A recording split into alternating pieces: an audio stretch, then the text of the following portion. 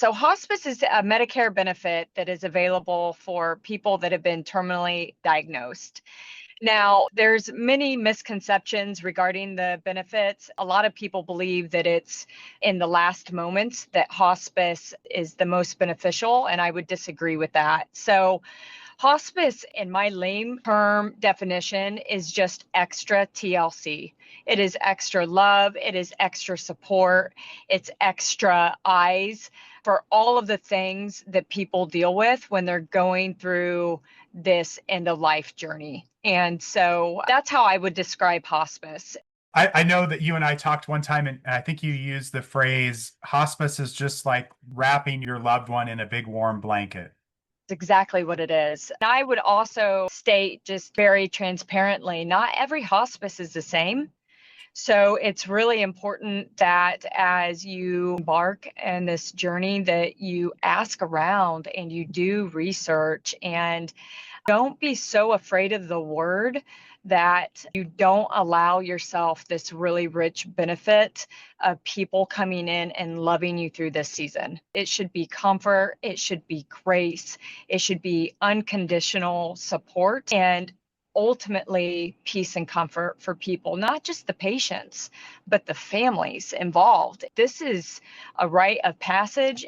As we get older, we understand that it's happening to our friends, it's happening to our peer group. There are so many people that are dealing with this on a daily basis, and they just breeze across it. It's no big deal, but it's heavy, it's severe, and people are preparing to lose their most important human in the universe. And that requires a lot of responsibility from the right people to come in and help navigate those waters.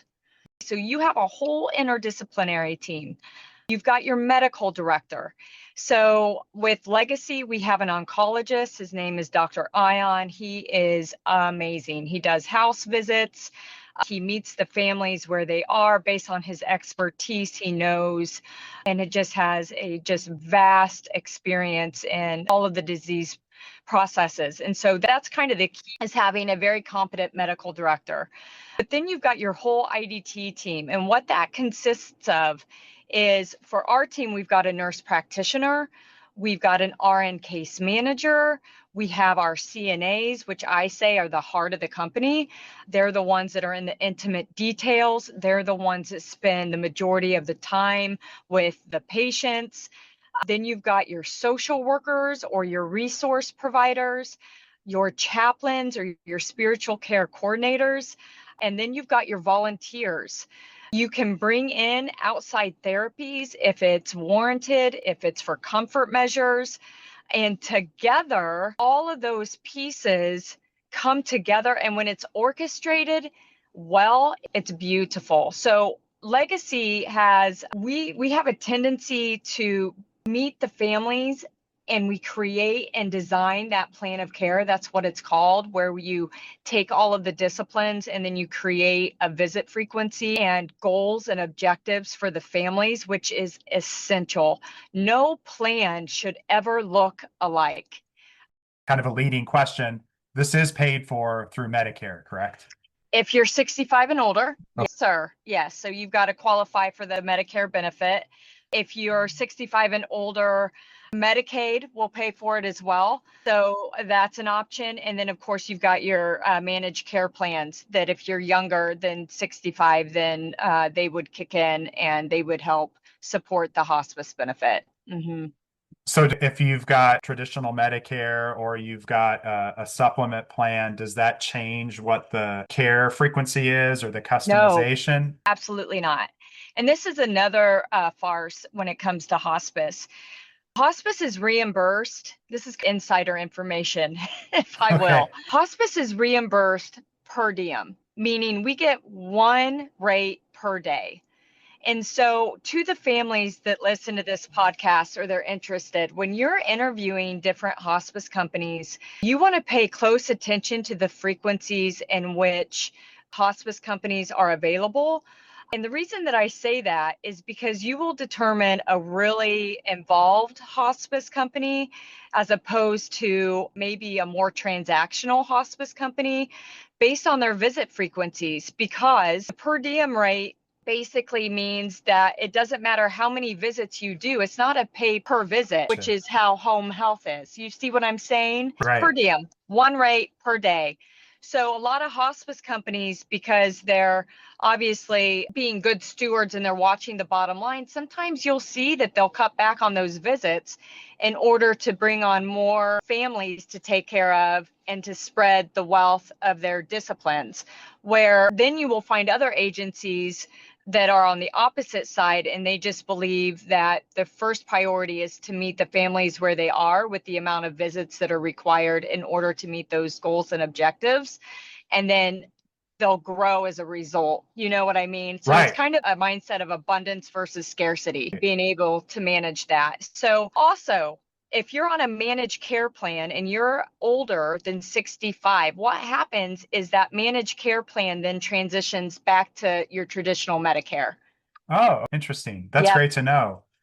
So I know maybe over the last year or so, I think one of the best examples in recent history of hospice has been Jimmy Carter. And he was Yeah. on for what, 12, 14 months, something like that. I think I wish more people would talk about that benefit is there. It's not an 11th hour, oh gosh, we're at the precipice, Oh, we better no. call hospice.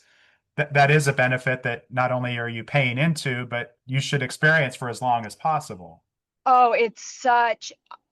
I always say that oftentimes on the other side of fear is exhilaration. And not that hospice is exhilaration, but it's a comfort that people don't know that they need until they experience it. And that's why hospice is so powerful. To your point, boy, I could go deep on benefit periods and how hospice is and how people can remain on the hospice benefit longer than 6 months. But it's all based on your disease progression. So as long as people are continuing to decline and they meet those qualifying factors in the beginning per their disease, they can stay on for years, for Right. years. We've had that happen. Now, Medicare is going to come in and they're going to scrutinize that level, that length of stay, and they're going to really ask, was this person really requiring these services this length of time? Which is why it's really important that when you bring patients on or clients on, that you're making sure that you're meeting those qualifications in the beginning, because that's going to be your defense. And then you're going to want to make sure that all of the documentation is in place in order to support that diagnosis and that criteria.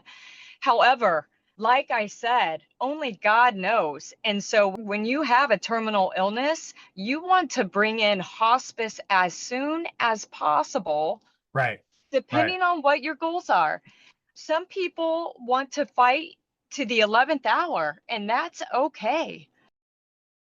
My mom, I experienced this very intimately. I tell people I started with an elementary education in hospice and I graduated with my PhD. I went through it with my mom and she wanted to fight. So we fought until we brought her on a couple of weeks, and God bless her. That was her right. And we supported her in that. Always say people can always call me, and I don't care where they are in the process or what, if they've been given a terminal, maybe they're thinking that there's going to be a terminal diagnosis. That I am not here just to admit people to hospice services. I am here as an expert. I am here as a confidant. I am here as a resource.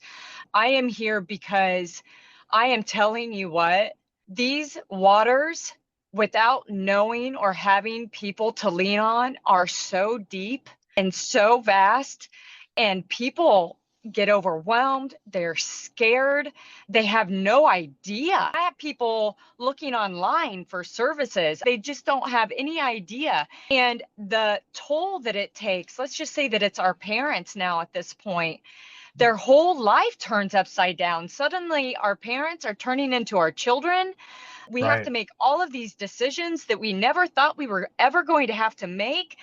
The family, it is just heavy. It's heavy and it's exhausting and it's scary. And so I'm like, you call me, because if I don't know, I know somebody that knows. What is the difference between hospice and palliative? Great question. So, hospice is when people are no longer seeking curative treatment. And when what happens is that palliative is oftentimes used in lieu of hospice. And so, when I would go and meet families, just to summarize it very quickly, I would always give two options without mentioning the names.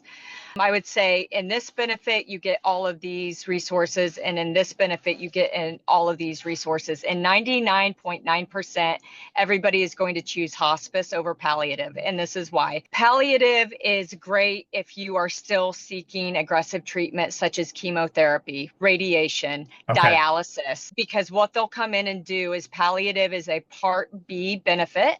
So it's like a consultative, and you get a nurse practitioner, and a great palliative team also has a licensed clinical social worker. So you get those two pieces of the IDT team, but you are seen maybe twice a month by those individuals just to help with symptom management. And they help manage the symptoms in terms of comfort. Hospice is where then you get the whole IDT team. You get all of the DME, you get all of the medical supplies, you get all of the medications, you get more support throughout the week, as opposed to it just being a monthly visit. So huge difference between the two. Hospice is by far much more thorough and much more rich. But again, palliative has a place depending on what your goals and your care plan looks like. Just don't let the H word scare you. People wait too long because they're trying to avoid the inevitable. And if you just welcome the resources, the journey can just be so much more of a comfort. Not that it's ever easy, but there are people here that are here to support you and love you through this, and just knowing what your resources are and exploring those. So don't let fear deter you from something that could just be a game changer in your world and with your families.